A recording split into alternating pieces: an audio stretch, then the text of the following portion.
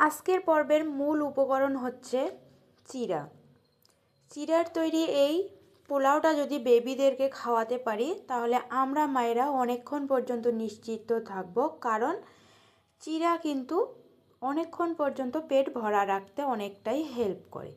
তো এখানে আমি যে উপকরণগুলো নিয়েছি সেটা দেখাচ্ছি। প্রথমে নিয়েছি এক টুকরো দারুচিনি, তারপর নিয়েছি পরিমাণ মতো লবণ, এরপর নিয়েছি পেঁয়াজ, নিয়েছি চিনি, নিয়েছি হলুদ, নিয়েছি দুটো কাঠবাদাম, দুটো কাজু বাদাম, এবার নিয়েছি একটা লেবু 1/4 ভাগ।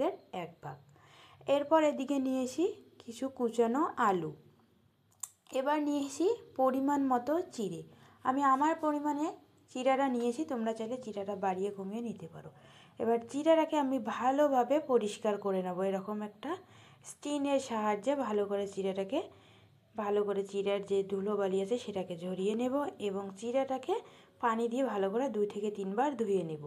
তবে চিড়াটাকে ধুতে গিয়ে যেন ঘেটে না যায়, চিড়াটা যেন ঝরঝরে থাকে সেদিকটা আমাদের লক্ষ্য রাখতে হবে।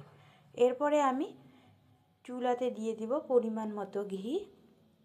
ঘিটা একটু গরম হয়ে আসলে এখানে আমি একে একে উপকরণগুলো দিব।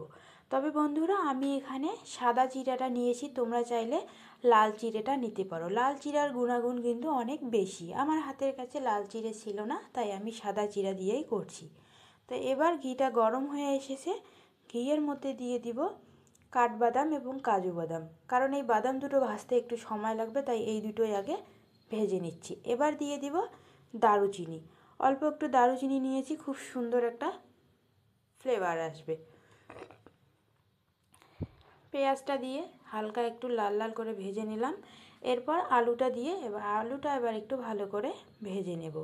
এবার আলুর মধ্যে দিয়ে দিব মশলা হিসেবে আমি নিয়েছি এখানে সামান্য পরিমাণে লবণ। 1 বছরের নিচের বেবিদের জন্য কিন্তু লবণটা স্কিপ করে যেতে পারেন। এবার সামান্য পরিমাণে হলুদ।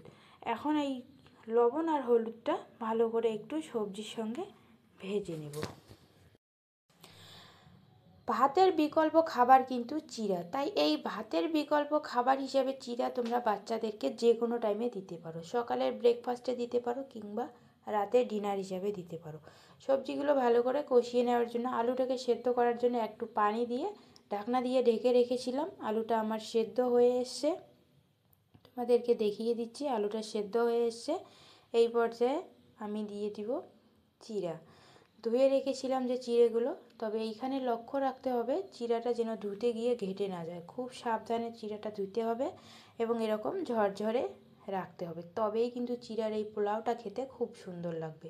এবার এখানে দিয়ে দিব কয়েকটা চীনাবাদাম, খুবই অল্প পরিমাণে চীনাবাদাম দিব।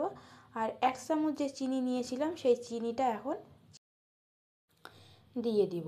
এই চিনিটা দেওয়ার কারণে খুবই হালকা একটু মিষ্টি হবে এবং খেতে খুব সুন্দর লাগবে। বেবিরা কিন্তু খেতে খুব পছন্দ করবে। বেবিদেরকে যদি আমরা মায়েরা একটু কষ্ট করে বিভিন্ন ধরনের খাবার করে দেই তাহলে কিন্তু বেবিরা খাবে এবং খুব মজা করে খাবে। আমরা মায়েরা নিশ্চিন্ত থাকবো। চিড়াটা হয়ে এসে এই পর্যায়ে আমি দিয়ে দেব 1 টুকরো লেবু চিপে হালকা 2-3 ফোঁটা রস দিয়ে দেব।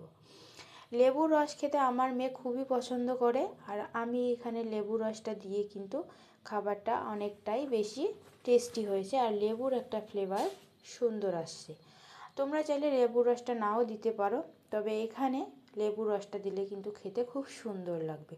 তো আমার রান্নাটা কিন্তু একদম কমপ্লিট হয়ে গেছে। এবার চিড়াটাও কিন্তু আমার ঝরঝরে হয়ে গেছে, তোমাদেরকে দেখিয়ে দিচ্ছি। এটা তোমরা নিজেরা একবার বাড়িতে ট্রাই করে দেখবে, শুধু বেবিরা নয় বাড়ির বড়রাও কিন্তু খেতে ভীষণই পছন্দ করবে। এখানে চিড়া কিন্তু বাচ্চাদের অনেকক্ষণ পর্যন্ত পেট ভরা রাখে।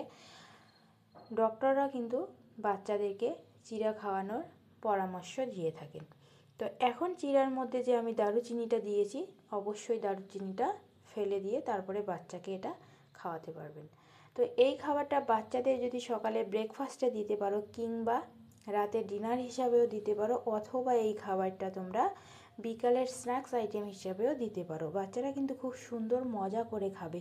কেউ কেউ আবার বাচ্চাদের স্কুল টিফিন হিসাবেও এই খাবারটা দিতে পারো, তাহলেও কিন্তু বাচ্চারা খুব মজা করে খাবে এবং বাচ্চাদের খুব পছন্দের একটা খাবার। তো যাই হোক বন্ধুরা, এই খাবারের সঙ্গে যদি আবার 1 কাপ দুধ দিতে পারো, তাহলে বাচ্চারা কিন্তু আরও খেতে পছন্দ করবে। তো আমি কিন্তু আমার মেয়েকে এরকম 1 কাপ দুধ আর এই চিড়ার পোলাওটার সঙ্গে দুধটা অফার করেছিলাম, আর খুব সুন্দরভাবে ও খেয়ে নিয়েছিল। তো বন্ধুরা, আজকের ভিডিও এই পর্যন্ত থাকলো। ভিডিওটা যদি ভালো লেগে থাকে একটা লাইক করে আমাকে উৎসাহিত করবেন, আর আমার চ্যানেলটা সাবস্ক্রাইব করার অনেক অনেক অনুরোধ রইল। ভালো থাকবেন, সুস্থ থাকবেন, আমার চ্যানেলটি সাবস্ক্রাইব করে আমার পাশে থাকবেন। ধন্যবাদ। আল্লাহ হাফেজ।